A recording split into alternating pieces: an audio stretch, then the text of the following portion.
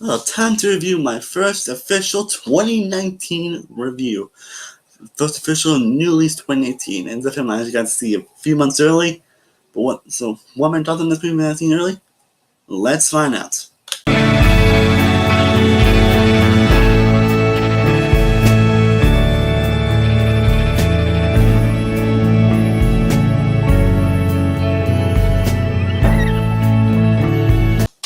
What is going on, guys? Samuel World from Samuel Reviews here, and today I'm here to review Under the Silver Lake. So, Under the Silver Lake is directed by David Robert Mitchell. It follows a great horror movie, and has from stars Andrew Garfield, Riley Coe, and Topher Grace, among many others. And it follows a young man who set out on a quest to investigate the sudden disappearance of his neighbor, Riley Coe, only to step on an elusive and dangerous large-scale conspiracy. But again, I actually did get a chance to see this movie early. I'm not going to say how I got to see it early, but I got to see it from like 3 weeks before, because this movie that I was actually very excited for when I saw the first trailer, honestly, because that would be a very interesting mystery. But then it ended up being pushed back, which once it get pushed back, that's usually kind of concerning, honestly. Also, like, it was to the camera in December, now it's coming out in April. It was supposed to come out in June of last year. And this was actually one most anticipated the 7th, because it's a very interesting mystery. Director's very interesting, especially when it follows. It's May 24, a studio I've known to love, and a studio that I've known to love and appreciate a lot more than usual, a lot more lately. Now, the little film that I was very excited for, but it getting pushed back definitely was concerning. And after finally seeing Under the Silver Lake, after seeing this movie early, I'm here to say that this film is so decent. This film is just decent at best, honestly. Like it's not a bad movie. There are some great aspects to it. But there are some aspects that really do bring it down for me, and even though it's not only the first 20 minutes see, it's already the first big disappointment of the year, because this film had a lot of interesting elements to it, but it just doesn't live up to what it could have been, unfortunately.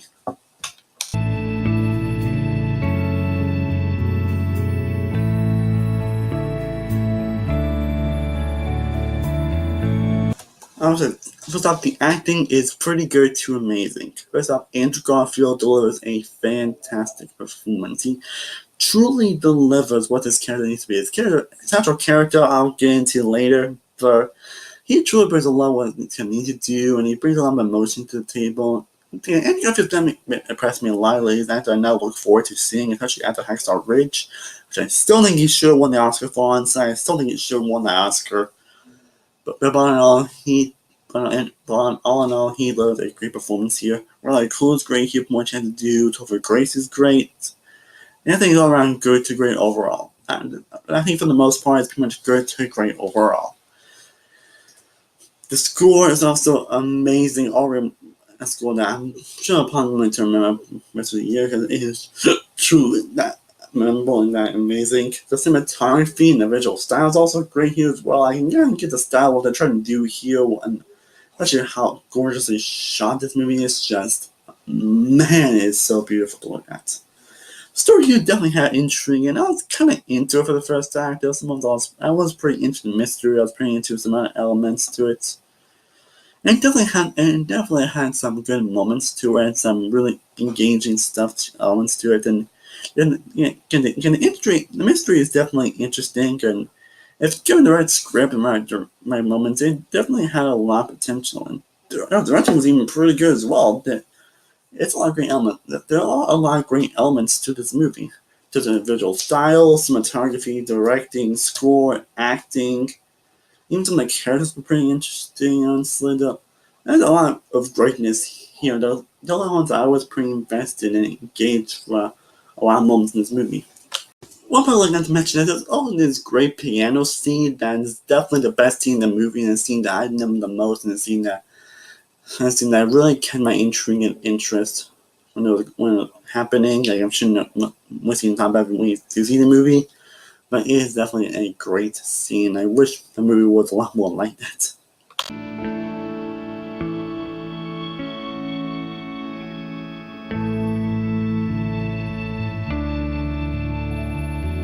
Despite all the credits I mentioned, there are certainly three that do hold it back, and about the biggest issue with this movie is that this film is actually too open to interpretation. Now, I don't mind when films are open to interpretation, like they should, like, I don't think a lot of them can do that.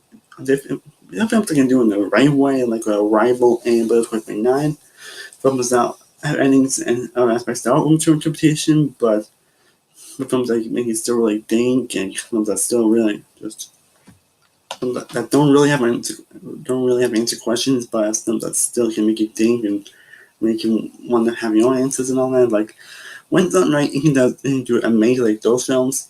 This film, however, just doesn't do right. Unfortunately, the film doesn't really give you the answers that you want, or doesn't really answer at all, honestly. And it's one of the films where I think it needs to have answers, honestly, and how it was trying to do people's interpretation really makes the film a lot really confusing at some points.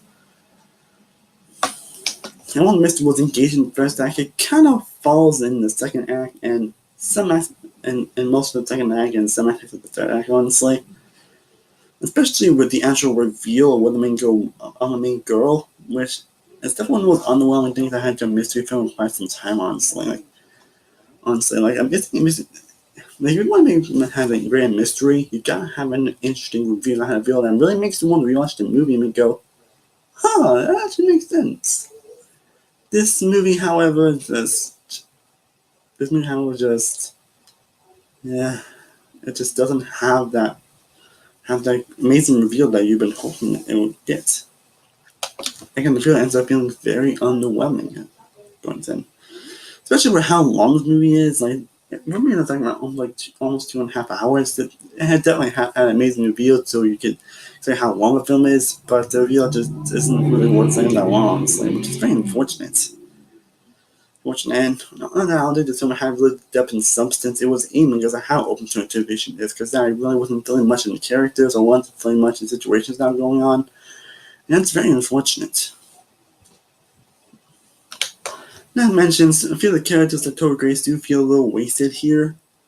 They don't really get a whole lot to do, unfortunately. And while I do love Andrew Garfield's movie, his character, seeing how the character is, he's basically someone who basically has not much going on in his life, and he's kind of like overanalyzing a lot of stuff. Like, still moments, still some moments where like he did get under my skin of how that he was.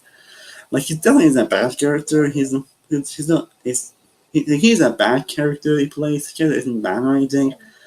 It's just his character could have been a little more likable, and his character could have been a whole lot better.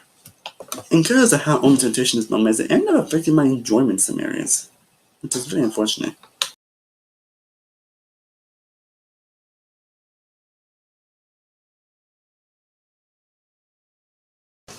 But overall, I can still say that Under Silver Lake is an all-around decent movie. Unfortunately, it's very disappointing because it wasn't as amazing and as great as I was hoping for, especially in terms of its mystery, the actual mystery and the actual reveal.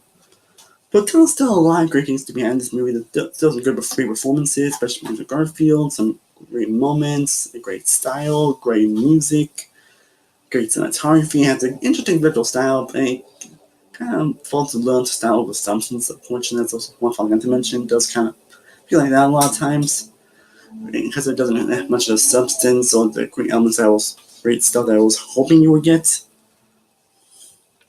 And you got the actual reveal end up being so kind of underwhelming, and the main character can't give it any skin a lot of times. Yeah, there's still a lot to enjoy here. There's still a lot to appreciate in Under Silver Lake.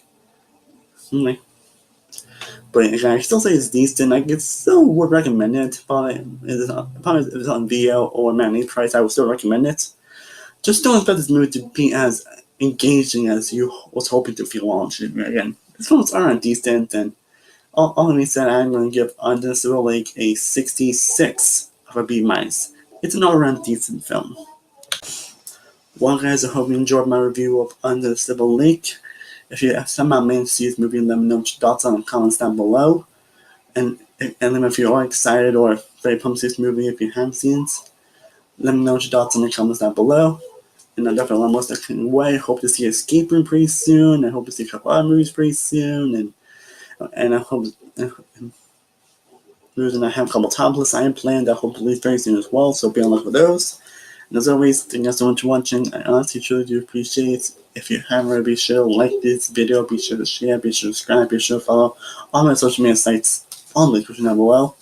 I am Samuel Ward from Stardust-oneworldreviews. I will see you guys next time, and stay cool. Peace.